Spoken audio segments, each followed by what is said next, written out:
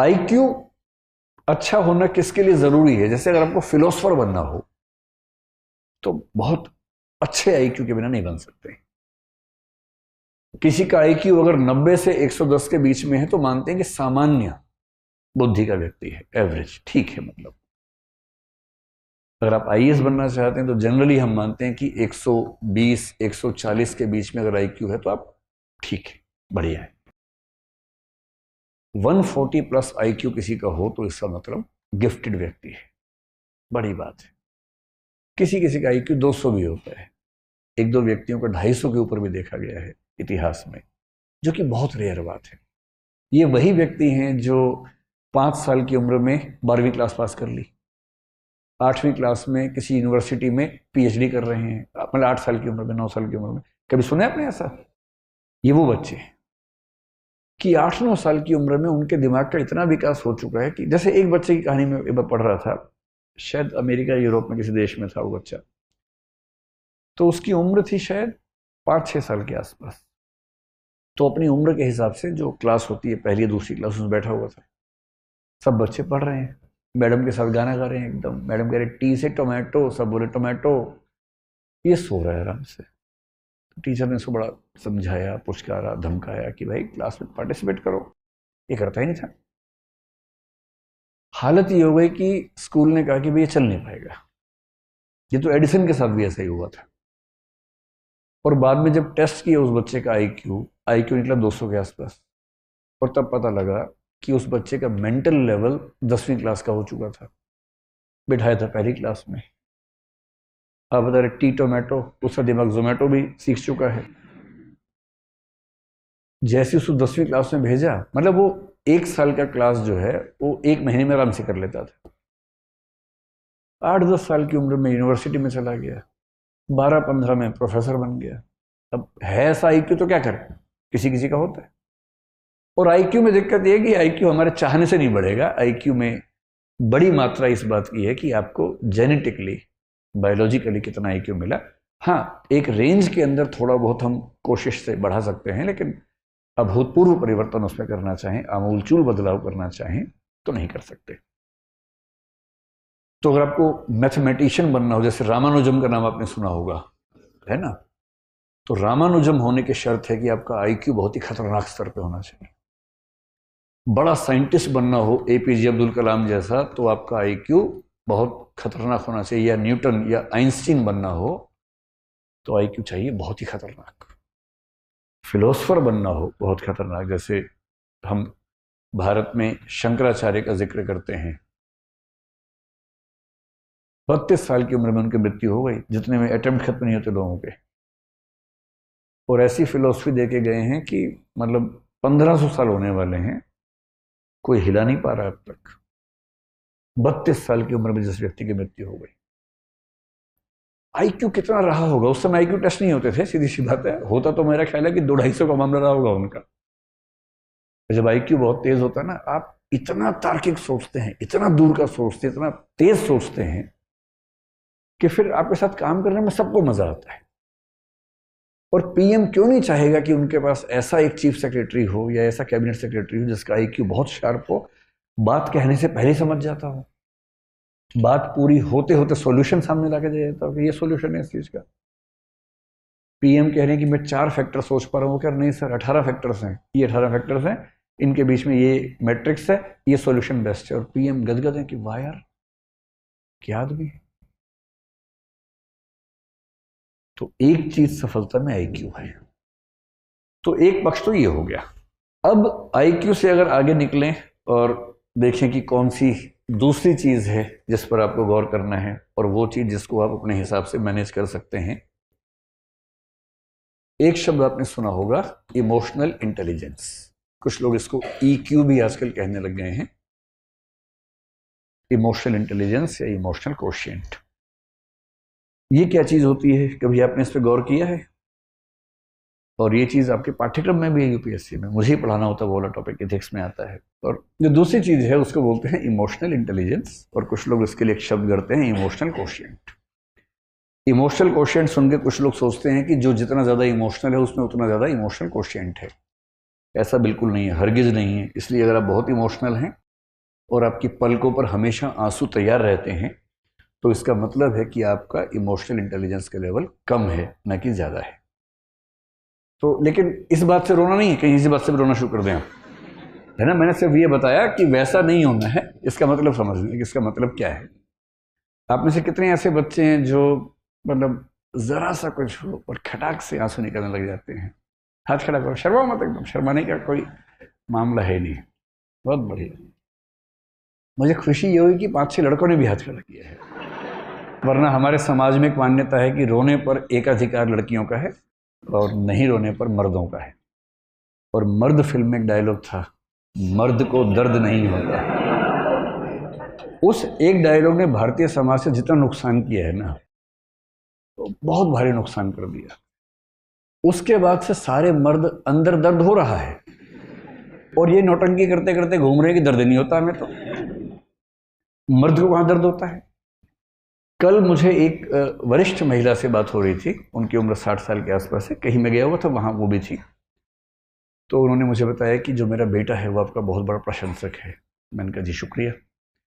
तो आज वो, उसे पता होता कि आप आने वाले, मैं उसको लेके आती, आज वो आया नहीं। मैंने कहा जी कोई बात नहीं, फिर मिल लेंगे, ऐसा क्या है। तो बोली बड़ा मजबूत बच्चा है, कभी रोता नहीं है। अब मुझे लगा मैं ज्ञान दूं या ना दूं इस समय, क्योंकि अब आप शादी ब्याह में जाके ज्ञान देने लगे, लोग फिर ना भगा देते हैं वहाँ से। और खाना भी नहीं खाया था उस समय तक मैंने, बिना खाना खाए भगा देते तो बड़ा नुकसान हो जाता। शादी ब्याह में आदमी क्यों जाता है बेसिकली?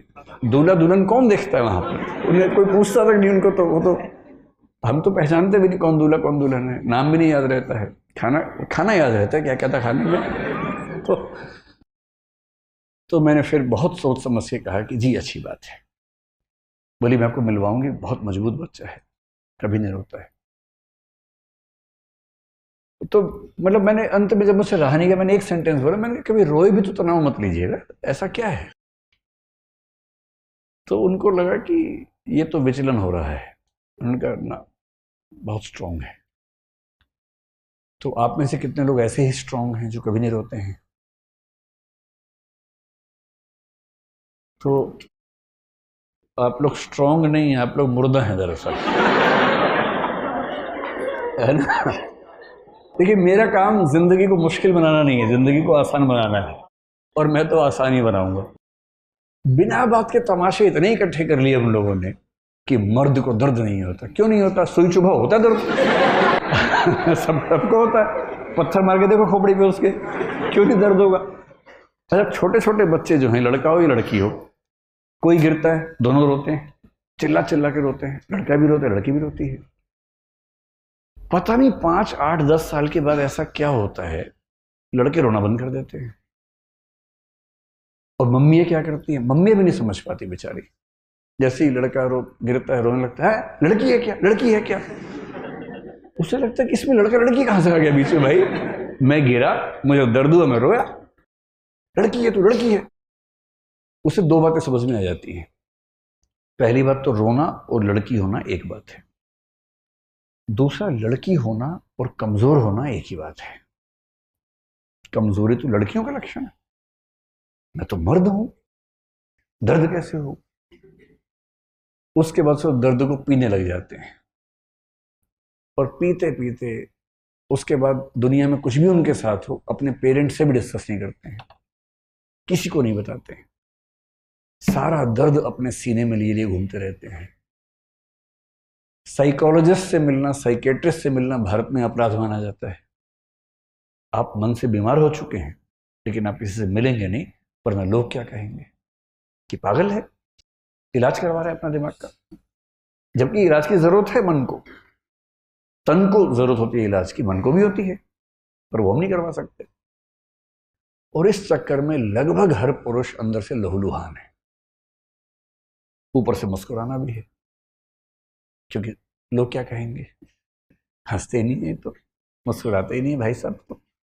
तो भाई साहब क्या करें, धीरे धीरे एक नकली मुस्कुराहट ओढ़ देते हैं और जिंदगी भर उसको ढोते रहते हैं। और ये कहानी आप सबके पापाओं की बता रहा हूं, मैं किसी अंकल की नहीं बता रहा हूं। ऐसे में लगता है कि मेरे पापा तो ठीक है, अंकल के बारे में चल रहे, नहीं, आपके पापा भी वैसे ही होंगे। वो मजबूर हैं, रो नहीं सकते, खुश दिखने का नाटक करना जरूरी है उनके लिए। तो एक तो आप वैसे होना मत, और अपने आसपास जो वैसे हो गए हैं उनको थोड़ा सा सहज बना देना। उनको कहना कि पापा एक आध बार रो लो ना यार, ऐसा क्या है, चलो हम दोनों बैठते हैं, गप्पे मारेंगे, थोड़ा अपने मन की बात बताओ। जब मम्मी से पहली बार मिलने गए थे क्या क्या हुआ तो बताओ ना जरा। दोस्त बनो उनके, क्यों इतना डिस्टेंस रखना, कभी दोस्त बन जाइए। जितनी उम्र बढ़ती है उतने दोस्त खत्म होने लगते हैं, कोई दोस्त नहीं बचता उस उम्र में, तो आप दोस्त बन जाइए। ये होती है इमोशनल इंटेलिजेंस। इमोशनल इंटेलिजेंस का मतलब रोना नहीं है, मैं नहीं रोऊंगा ये भी नहीं है, ये दोनों मूर्खताएं हैं। बात बात पे रोना कमजोरी का लक्षण है। कभी नहीं रोऊंगा ये जबरदस्ती ओढ़ी हुई पाली हुई मर्दानगी का लक्षण है, जिसकी कोई कीमत नहीं, रत्ती भर वैल्यू नहीं। इमोशनल इंटेलिजेंस का मतलब क्या होता है? एक मतलब होता है अपने जो इमोशंस हैं उनको समझ पाना, बारीकी से समझना, और दूसरा उनको जितना कंट्रोल करने की जरूरत है उतना कंट्रोल कर पाना, इसकी क्षमता। जितना करने की जरूरत है, जबरदस्ती नहीं। कभी कभी खुद को ढीला छोड़ देना कि रोने का मन कर रो लो यार, ऐसा क्या है। लाइफ इन ए मेट्रो एक फिल्म आई थी बहुत पहले, उसमें एक लड़की ऐसी ही स्थिति में थी, ना कह सकती है किसी से, ना गुस्सा कर सकती है, ना बोल सकती है, ना रो सकती है। तो अगर मैं ठीक याद कर पा रहा हूं तो इरफान खान उस फिल्म में थे। इरफान खान उसको ले गया टंकी के ऊपर, पानी की टंकी थी, छत थी, पता नहीं क्या था कुछ था। वो बोला कि चिल्ला के रो यहां पर। दो चार बार तो नहीं कर पाते, फिर वो चिल्ला के रोती है, जोर से चिल्लाती है, चिल्लाते चिल्लाते रोने लगती है। और एक बार रो लेती है और उसके बाद महसूस करती है कि इतना हल्का तो मैंने कभी महसूस नहीं किया अपने आप को। इतनी सारी गांठें जो मन के अंदर थी, गिरहें जो मन के अंदर बन गई थी, उनसे मुक्त भी तो होना है। अपने इमोशंस को समझना, उन्हें मैनेज करना, कंट्रोल का मतलब मैनेज करना, और यदि इमोशंस बोझ बन रहे हैं तो उस बोझ से मुक्त होना, और यही काम दूसरों के लिए कर पाना। दूसरों के इमोशंस को समझना, उनके इमोशंस को उतना कंट्रोल करना जितना जरूरी है, और जरूरी है तो उनको उनके इमोशंस की गिरफ्त से मुक्त करना। ये किसी के अंदर अगर आ गया ना, कमाल कर देता है, कमाल। आजकल कुछ लोग इसी के एक हिस्से का एक नया नाम रखते हैं जिसको बोलते हैं एडवर्सिटी कोशिएंट। एडवर्सिटी कोशिएंट का मतलब क्या होता है कि जीवन में कठिनाइयां तो आती हैं, उन कठिनाइयों में अपने आप को संभालने की क्षमता। अब आप जिस यात्रा पर निकले हैं ना, ये आसान यात्रा नहीं। आसान यात्रा होती है 2 दिन 4 दिन 8 दिन 10 दिन पढ़ लिए, हो गया, बात खत्म हुई।